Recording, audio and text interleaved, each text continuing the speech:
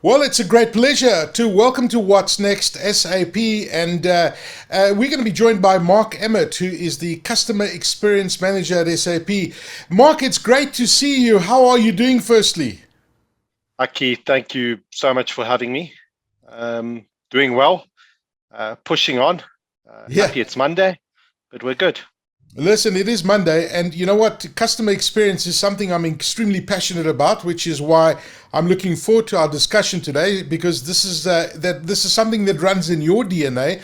But it seems to be, the topic of the day. Everyone is talking about customer experience. Yes, there are, there's massive digital trends and transformation that is taking place. But at the end of the day, if you don't have the customer, if you don't satisfy your end person who's making that supply chain work for you, nothing is going to be beneficial, right? So customer experience, the topic of the day, and how technology is impacting all of this. But how is this different to what organizations have always done? I mean, surely companies have always prioritized customer experience, Marc. Um, you'd like to think that. Um, yeah, but Aki, it's as simple as me pulling up my smartphone now, going into my SMSs and seeing 10 SMSs for life insurance or funeral policies. So they're certainly not doing it as much as they think they are.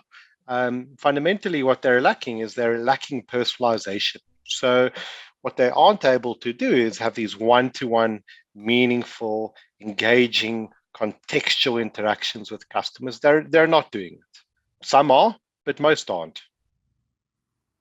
Very, very interesting. Okay, yeah, and you're spot on there. I'm just thinking about that personalization. As you were saying that, the interactions that I've had, probably 80% of them have not been personal. Mm. Some people get it right, but most people don't have a clue. It's just like a shotgun approach, right? And I mean, the question is, has the pandemic accelerated the need for customer experience? I mean, how have customers' experience behaviors changed, for example? Customers' behaviors have definitely Mm. changed. So I would imagine there's been massive change. Complete. I mean, I think I speak from my perspective here, but being locked in a house with two 18-month-old twins and a wife has really made me an impatient consumer. Um, so, no longer am I loyal to a specific brand or product. I choose experience. I want good value. I want it quickly. I want to be able to interact with that brand 24/7, 365. Let me give you an example. You pick up the phone and call your private banker, you hold for 10 minutes, and because of Eskom load shedding, the power cuts. Okay. So you got to call back.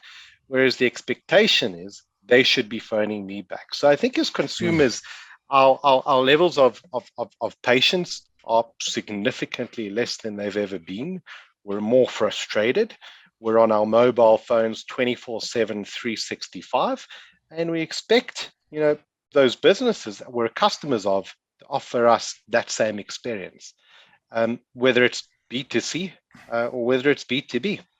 We want a consistent, personalized experience anywhere, anytime on the device of our choice. I'll give you a great example. So, Domino's Pizza in the US are allowing customers to order from cars. They're allowing them to order via WhatsApp. They're allowing them to order from their smart TVs. So you're Hmm. giving customers really a plethora of options to engage. And it also presents a bit of a challenge to businesses because the more channels of engagement I'm opening up, the more data I have. And as a result of having more data, it's a lot harder to leverage that data from multiple sources. Yeah, well, you see, that's exactly what I was thinking as you were saying that. I also kind of feel sorry for businesses, right? Because, they now have to deal with multiple channels of people coming at them from all over the place. And there's obviously a massive increase in demand of, Mm. customers trying to engage with them. And yes, some people get it right, and it may sound complex, but it's not that complex. I mean, there's technology, there's systems out there, which is why we're talking to you, that really make this whole process seamless. And it's a win-win for the customer. It's a win-win Mm. for the business. Now, you've got some great examples. I love the Domino's example one that you used, but can you give us some other examples of those who are doing customer experience right? And I love what Domino's is doing. And of course, those who are doing it wrong, because as you were talking, saw many organizations that I think are doing it completely wrong. I think there are a couple. I mean, I'll talk about a few that come to mind. So there's a pet store retailer in the US called Chewy. Um, and what they're doing is, well, they've done it on a couple of occasions, when that pet owner cancels their subscription for pet food. They dig a little bit deeper and find out why. And on occurrence, the person's pet may have died. So what Chewy are then doing is sending a personal card or a bouquet of flowers. It's really taking that engagement to a next level. Okay. Amazon are, of course, doing it amazingly. A huge proportion of Amazon's revenue actually comes from that personalization. So if you're a Kindle owner, you've got hyper personalization in terms of the next books that you want to read. Locally, it's certainly been done well. Some of the retailers, I think they've had to. So Checkers 60/60, really fast delivery, the ability to log into your mobile phone and pretty easily order your standard weekly items. They're doing it really, really well. I think the financial service businesses are lacking a little bit. I gave you that example, picking up the phone, talking to a private bank, and the call drops because of load shedding. That's infuriating. Receiving 10 SMS for funeral policies. Aki, I'm only going to die once. I only need one. So there are a lot that are doing it well.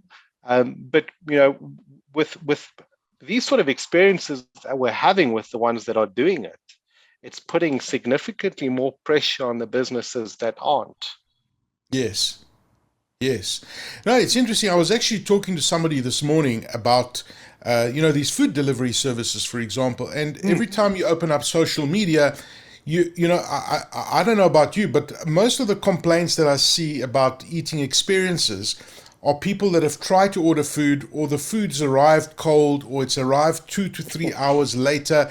And I guess that communication channel between the food delivery service and the restaurant that's providing the food to be picked up, sometimes there's a disconnect over there. It could be capacity, it could be whatever it is, but it's something that's solvable with technology. I love the example you used about Chewy.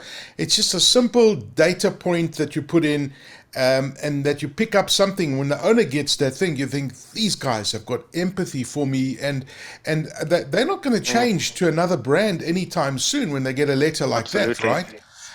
Is it kind of difficult to, and I guess it's all about data. It's the critical part of the customer experience, and the role that it plays is important.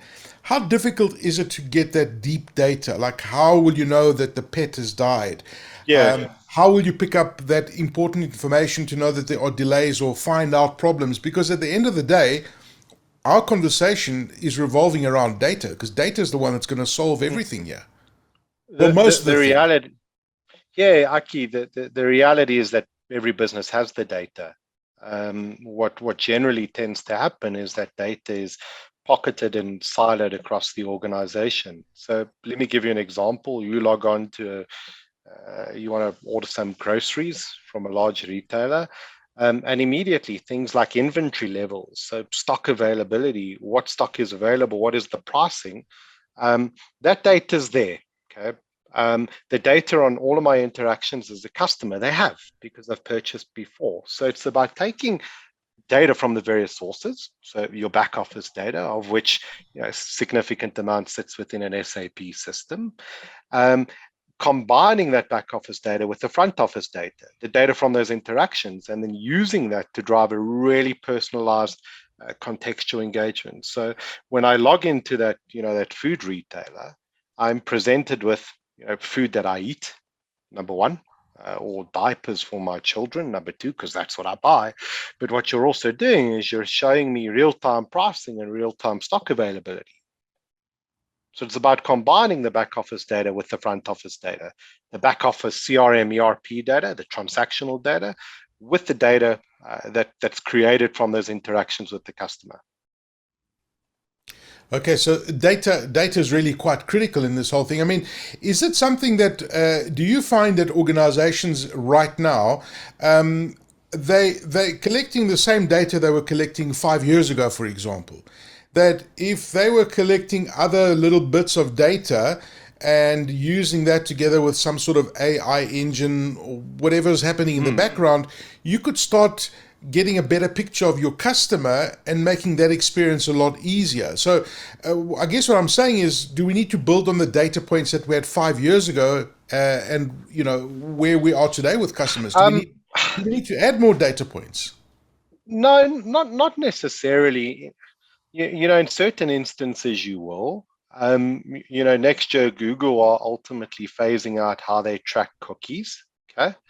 And as a result of that, they're going to be more reliant on first party data. So that's the data that you ask a customer for around their interests, their hobbies, their habits. So things like that, legislation like GDPR and POPI are enablers to collecting more data from a customer. Okay? But the reality is they're already collecting it.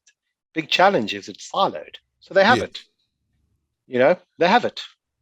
They just battle to bring it into a single application where they can build that real-time golden view of the customer. Yeah. So what I'm hearing from you is that there is plenty of data out there. How you make sense of the data is one of the big challenges. Now, let's talk about the technology. And there's tons of technologies that are enabling this customer experience that we're talking about. Tell us about them. So Saki, you're correct. There are certainly tons of technologies. I think the big differentiator from an SAP point of view is combining that back office to the front office. It's all good and well. You have a website that looks great, user friendly, but it's not pulling through relevant information from a back office. Okay, so stock availability and real time pricing. So you need the front office and back office to run in tandem. Okay, so from an SAP point of view, we start off with the initial interaction, a customer logging into your website. Then what you have the ability to do is to collect that first party data. Okay, so around your interests, your hobbies, your likes. Okay, it's the rich contextual data that a customer gives you, but important that they give you that data in a GDPR and POPIA-aligned manner. So they give you their consent, and you're able to track, store, and monitor that consent. Okay. Then what you do is you take that data that you've ultimately collected from that commerce engine, and you Hmm. feed it into a marketing automation engine. So in fancy terms, I'm collecting data through commerce, okay, or an app that I'm engaging with you on, and then feeding all of that data that I've gathered in a POPI-compliant manner into marketing automation. So when I'm engaging with you, whether it be via call center, whether it be via you logging onto a website and it's personalized, whether it be a sales rep coming to visit you and having all of that contextual information, whether it's sending you an SMS, not for funeral policies, multiple times a day, it's personalized, it's real time, it's contextual, it's engaging. Okay. But in order to get to that point, you need to leverage the back office data with the front office data. Spot on. Spot on. One thing that irritates me more than anything in the world, when you call a call center, right? And you're on a call and the call just drops suddenly. And you've been waiting 30 minutes to connect to that agent. And they know who they're talking to and they've got their details in front of you, but yet you're expected to call back and wait back in the queue to speak about the issue that you're challenging. Instead of that particular call center agent picking up that information there, I've just disconnected. The customer must have had a problem. You, Phone the you customer know, directly. Something small like that for me is. the thing is, Aki, you're 100% correct, but the reality is it shouldn't get to that point. Customers should be able to self-serve. Okay, so generally, I'm calling a call center with a typical query. I should be able to self-serve via a WhatsApp channel, open up my phone and log onto the website and get access to that query, and then give me the choice if I want to engage with an agent. Yes. You take the pressure off that call center completely. Absolutely. And Uh, I want to do it at 12 a.m. I want to do it at exactly. midnight. Why not? Exactly. You're changing nappies at that time anyway.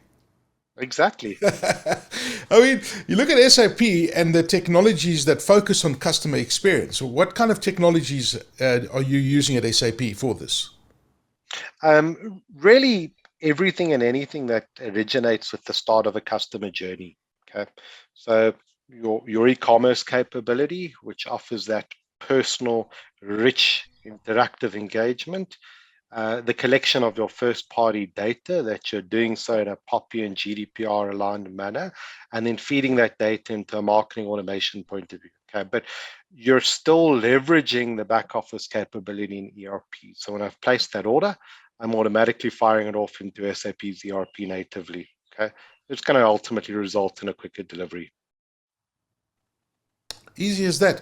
I mean, Mark, it must be quite interesting for you to watch customer experience evolve over the years. And if you look at it, if it was a scale, for example, and the business one was on the other side and the customer was on the other side, I mean, surely the scales are tipping towards the customer controlling that experience more than the enterprise, or driving that change, should I say? Yeah, like I said in the beginning, customers are far less loyal than they've ever been. Um, so we want convenience, we want good experiences, and we're a lot quicker to switch brands.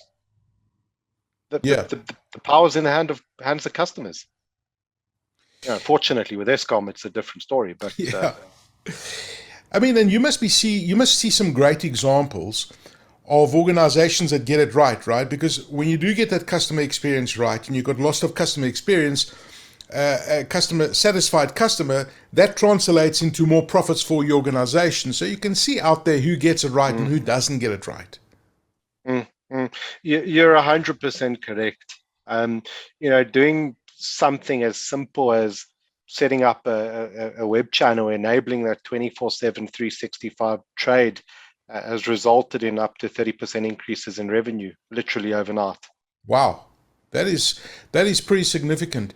Well, listen, Mark, you've given us lots to think about. Thank you for your time. Marc Emert is the Customer Experience Manager at SAP, talking about customer experience, the criticalness. And as you just said, I mean, that was that last example you used, Mark, about translating it into profits. There's the evidence. Mark, thank you so much for your time, and good luck with your two twins, and look forward to chatting to you soon about customer experience.